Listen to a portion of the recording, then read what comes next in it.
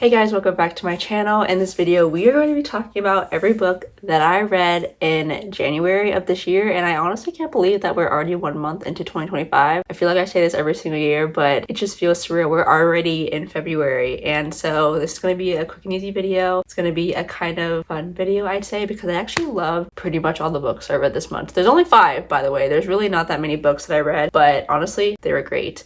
And so I actually have 2 categories. I have it all written right here, and the 2 categories are memoirs and books by Sarah J. Maas. So we're gonna start with memoirs. The very first book I read in 2025 is Rebel Rising with Rebel Wilson, and I only know Rebel Wilson from pretty much Pitch Perfect, and I think I did watch one other movie. I think it was called Bridesmaids, something like that, something along those lines. But this book, Rebel Rising, she pretty much describes her life of being a little girl who was always was she embarrassed? She was kind of just shy and quiet and just did as she was told. She just went along with life like every other normal, but she grew up being able to stick up for herself. And I guess one day she decided that she wanted to become an actress. She went through all these life traumatic events as she got older, during college and traveling, all this stuff, and something happened to where she wanted to just become an actress, and she did it. But the thing that she thought was holding her back was the fact that she was overweight, had a lot of body fat, but she embraced it. And I don't really know what I'm getting at here, but Rebel Rising kind of just shows you that you can take what you think are your faults and make them your strengths. Because in this book, she tells the story of her life about how she literally used herself being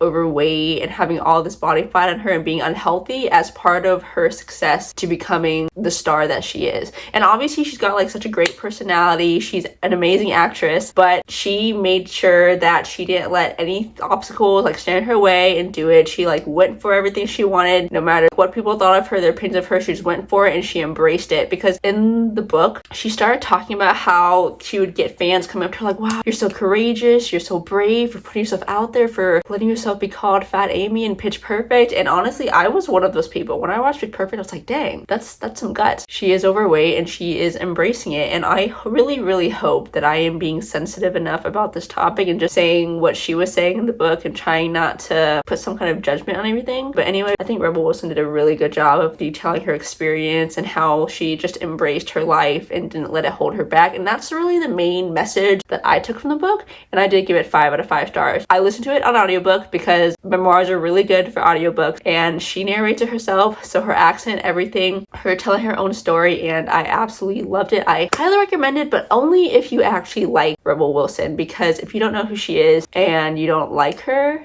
then I don't think the story would, I guess, touch you as much as it touched me. And obviously by the end of the story, you know where she is now, present day. I think the book only came out a couple of years ago, so it's pretty updated. I don't know if I talked about Rebel Rising the way that I planned to, but it's great. I recommend it. Her narrating, awesome. It's just her and her personality, and it's great. And then I did read one other memoir. It is Hello Molly by Molly Shannon, and I know Molly Shannon from the movie Superstar with Will Ferrell, and I actually really like the movie. I watched it so many times. I didn't really know why I liked it. I think I just liked how different it was, and it was because of Molly Shannon's character, Mary Catherine Gallagher. I didn't know this until I listened to this memoir in audiobook, which is also narrated by Molly Shannon, by the way, and amazing. She sounds exactly the way she sounded in Superstar. I literally know it now. I now know that Superstar was based off of this character, Mary Catherine Gallagher, that Molly Shannon literally made up for herself. And what I didn't know is that this character came from her being on SNL. I don't remember if it was because of SNL that she created this character for herself, or she had this character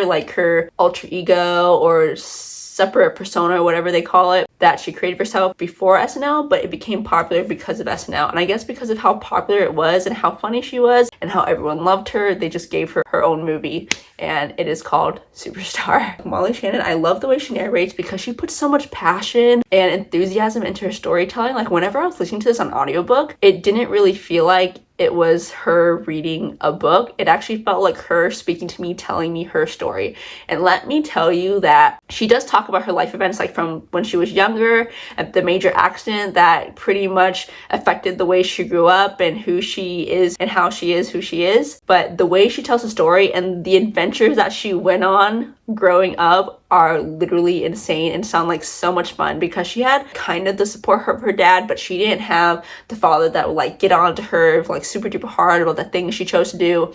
It was just her and her sisters like coping through life, that the traumas they went through when they were younger. There is one story that I am just going to spoil it for you right now, where her and I think a friend literally trick a flight attendant into letting them onto a plane, where they claimed they forgot to like say bye to someone or like give someone something on the plane, so they snuck on, but they never got off. And so they took a plane from like one state to another state, and when they got off the plane and saw that flight attendant again, that flight attendant was like, oh crap, I left these two children on the plane. I think they were like in middle school or something. It was crazy, but you just have to listen to their memoir, read it. It's so good. And I only knew about this memoir being written because I saw it on like the cheap clearance section in Walmart, and I honestly almost bought the book, but the audiobook is so much better. And if you didn't know, I actually do all of my reading and audiobooks through the Libby app with my local library, and I highly recommend it. I literally mention it in almost every single video that I've made regarding reading. So yeah, I listened to audiobooks on free for both Rebel Rising and Hello Molly. Okay. Now we're going to the next section. Now we're done with the memoirs. I only read 2 memoirs this month, and I have to look to see what memoir I want to read next. I haven't found one that's interesting yet, so we can figure that out later. But now we are going to be going into Sarah J. Maas's books, and I decided to start with the Throne of Glass series because it is complete, and I really want to read a series that is complete and not have to wait for a book to come out again.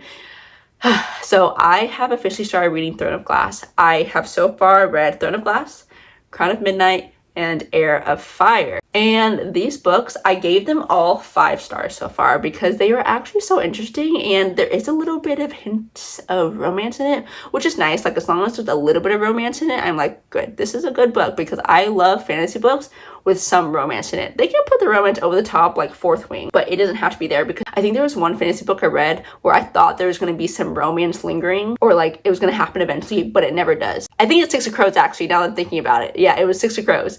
And so Six of Crows, there was a lot of fantasy in it because it is a fantasy book, but there was like a little piece of hinting of romance between these 2 characters. But then like by the time I read the duology completely, it never happened, or like they hinted that it was going to happen, but it didn't. So Throne of Glass is great because of that hint of romance. Sorry, that was just me rambling. But Throne of Glass, I'm going to break down the book. So Throne of Glass, I liked it initially because I feel like the world building was slow but fast enough to where I wanted to read more, because this is where Sarah J. Maas like started introducing new characters, new kingdoms, new plot lines, and all that stuff. And if I'm being completely honest, I did get a little confused whenever she started bringing in like new enemy characters and more details about like who the real enemy is and what the plot line was. I guess she did it that way for a reason, because once we got into Crown of Midnight, all the pieces started coming together. I started understanding better, and more dark things started happening.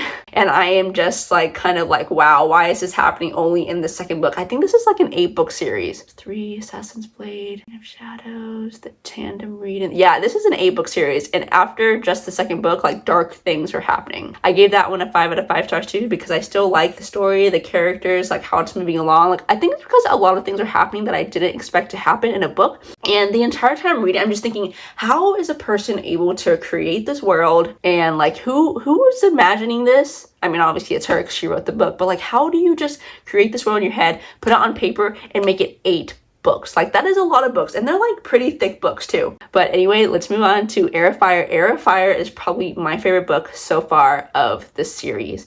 And in this one, we are introduced to even more characters, because there's a lot of stuff that happened in Crown of Midnight that like led to what happens in Heir of Fire, but like they're not really connected. I guess what happened in Crown of Midnight like is the reason why like things happen in Heir of Fire, like location wise and stuff. And if you read the books, you know what I mean.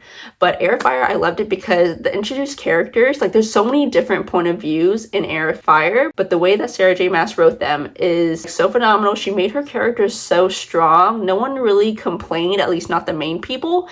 And why are there so many like evil mothers, evil like women leader figures? Like, why do they all sound evil? Except for like not all of them, but most of them. Like pretty much the main characters of Heir of Fire that are introduced, like they all just seem evil. And I'm confused. Like, does Sarah J. Maas just have something against evil women being selfish? Maybe it's just Heir of Fire. But we are going to continue reading. I currently have Assassin's Blade on hold, and it still says I am 41st in line. I was 47th at first, and it says it's going to take several months. And so in the meantime, I am going to read Onyx Storm, because that just came out last week. And then I'm gonna have to like figure out what other books to read in the meantime while I wait for Assassin's Blade, because I'm honestly considering reading Queen of Shadows, because I feel like that's gonna be available before Assassin's Blade, because a lot of people like to read Assassin's Blade first in the series before they get to Throne of Glass. And so that's probably why there's a several month wait, because I got Throne of Glass pretty quickly. But if I can't wait for Assassin's Blade, I'm gonna have to like go to multiple libraries to try and find it. And if I can't find it, I'm gonna have to see if I have enough strength to wait before I read Queen of Shadows, because I could put Queen of Shadows on hold right now and I guarantee that it is not going to take me several months to read it. And I did look up on Reddit that I can read Assassin's Blade at any point throughout the series, because it is just a prequel to the entire series. Events that happen in Assassin's Blade are the events that happened before what happens in Throne of Glass. I hope I described that right. So yeah, but they all recommend that I read it either before the entire series or after Heir of Fire, and I chose to read it after Heir of Fire. So that is what we're going to do. Guys, I'm literally editing the video that you're watching right now, and I completely forgot that I actually read 6 books, not 5. I also read The Wild Robot by Peter Brown, I believe, and I gave it a 4 out of 5 stars. And the only reason why I read it is because we went to go see the Wild Robot movie back in October,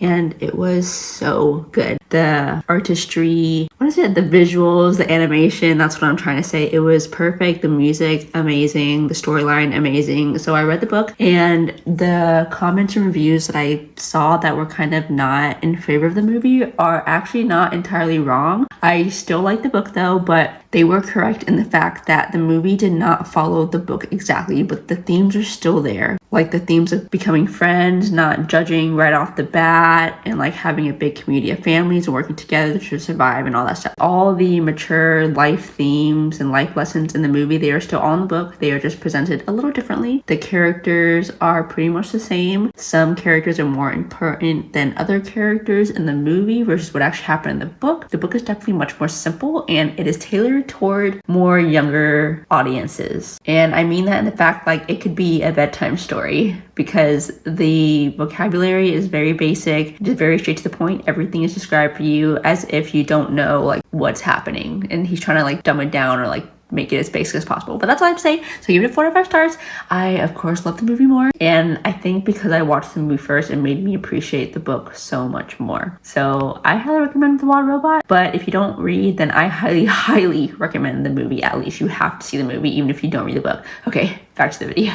But that is pretty much all I wanted to talk about in this video. So we read 5 books: Red Rising, Hello Molly, Throne of Glass, Crown of Midnight, and Heir of Fire.